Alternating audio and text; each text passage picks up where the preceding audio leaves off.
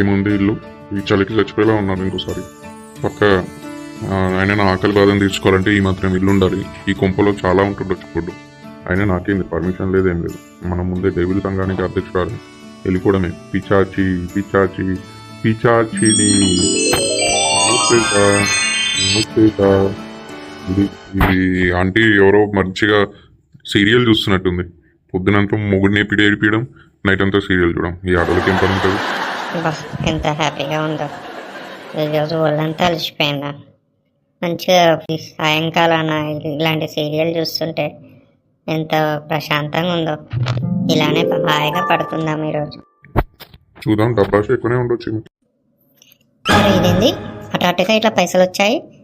Oh my God, చాలా బాగుంది ఈరోజు నా వేళ. ఎలా అయితే ఏదో ఒకటి అమ్మగారు పైసలు ఇవ్వండి. లక్ష్మీదేవి వచ్చేసింది. ఆఫీస్లో చాలా వర్క్ ఉంది, చాలా కంప్లీట్ చేయాలి.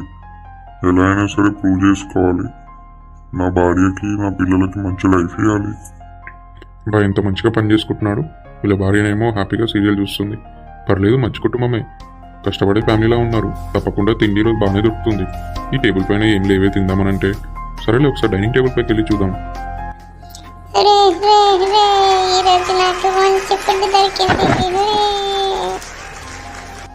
అబ్బా, ఈ బాబు చూడు ఎంత ఆనందంగా. అంత మంచి ఫుడ్ ఉంది, కాకపోతే అంత వెస్ట్రన్ ఫుడ్ ఉందేంటి అట్టుంది. ఎందుకంటే ముక్క దిగందే ముద్ద దిగదు మనకి. అండ్ ఎవర్రా నువ్వు ఇక్కడ మా ఇంట్లో వచ్చావు? ఆగు, నిన్ను ఎవరా రాయించింది? చంపేస్తాను నేను ఈరోజు. ఆగు నువ్వు. ఓ మై గాడ్, ఈయన కనిపిస్తున్నానా? నేను వీడియో కూడా ఆయన పిచ్చుకులా ఉన్నాడు. అండ్ మోరోవర్ ఇదేంది, వీడికి కనిపించే పనే లేదే. నేను అసలు ఎవరు కనిపించనే. అదేంది బాలుడికి ఎలా కనిపిస్తున్నాను? పుట్టకరే కంపిస్లా ఉన్నావు ఇంద్ర నాయన. నువ్వు తిండి కోసం వస్తే నువ్వు ఇన్ని తిప్పలు పెడుతున్నావు ఏంటో నాయన. బాలుడా పుట్టకరా నాయన.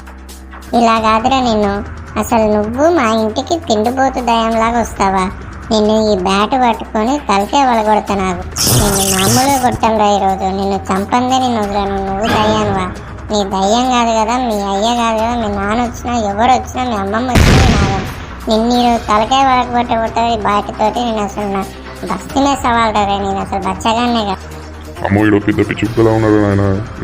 అరే వెళ్ళిపోతున్నాను రే, ఆగ్రే రే, కొట్టి చంపేలా ఉన్నావు నువ్వు. ఎన్నిసార్లు కావాలరా నేను? ఒకసారి మనుషుల వల్ల వచ్చినా, ఇప్పుడు బచ్చగాడ వల్ల వస్తాను రా నేను. వస్తాను రే, మళ్ళీ మా నాన్నతో వచ్చాను. ఏమనుకున్నాయేమో, నేను కూడా చూసుకుంటాను రే. మీ ఇల్లుని నేను ప్రశాంతంగా వదలను. నువ్వు ఎట్లా పడుకుంటావో ప్రశాంతంగా నేను చూస్తాను.